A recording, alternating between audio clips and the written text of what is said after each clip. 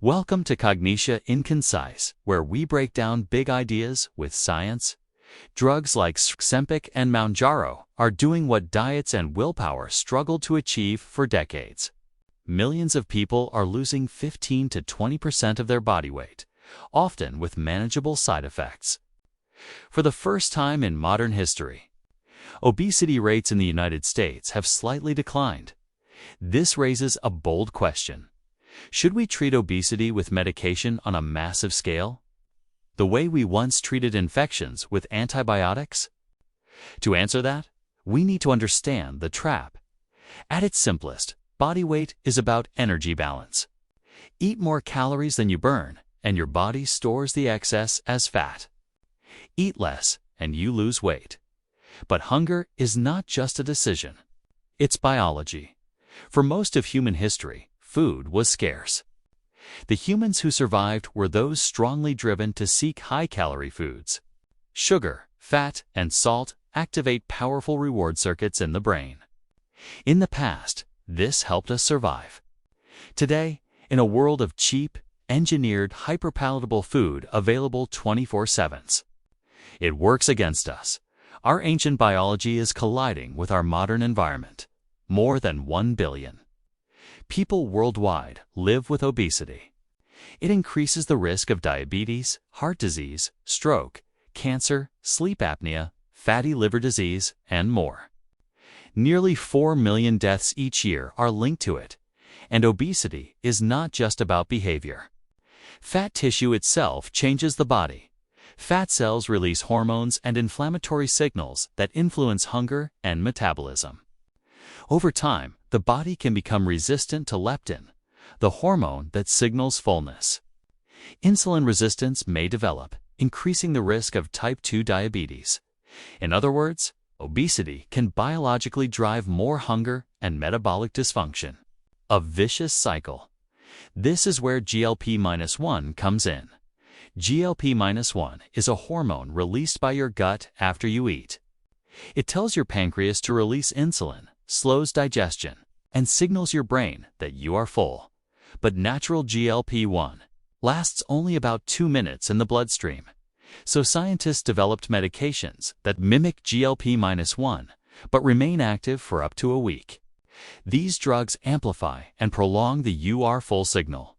People still enjoy food, but they feel satisfied sooner. Cravings decrease. Portions shrink naturally. Many describe the quieting of food noise. The constant urge to eat. Brain scans show reduced activity in reward centers when patients see high-calorie foods. The drugs seem to partially decouple pleasure from excess consumption.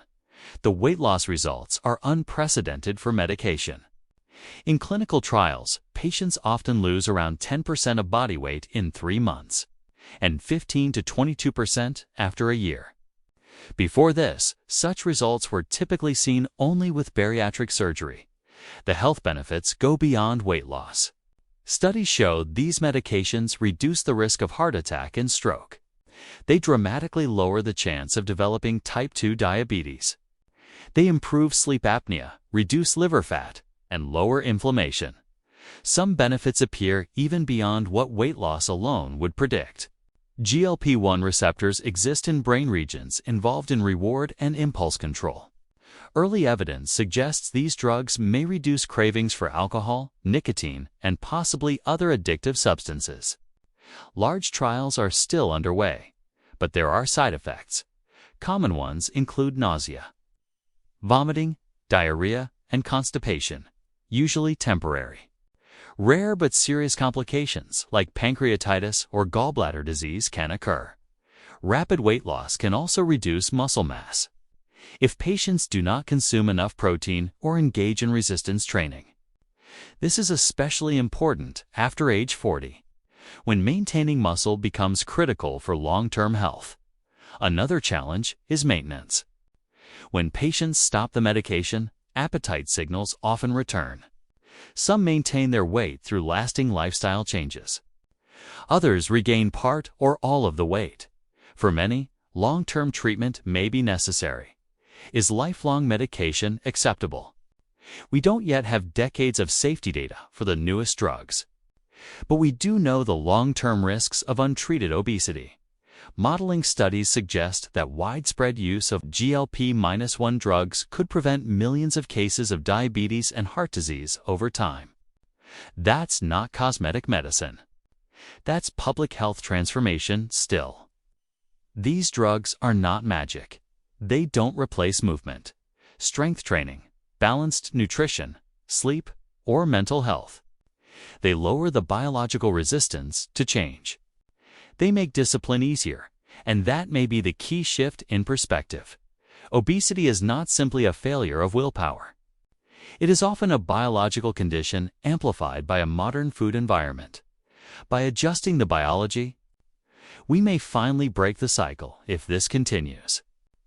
We may look back at this moment as the beginning of a major medical turning point where metabolic disease became treatable at scale. The future just might be a little healthier.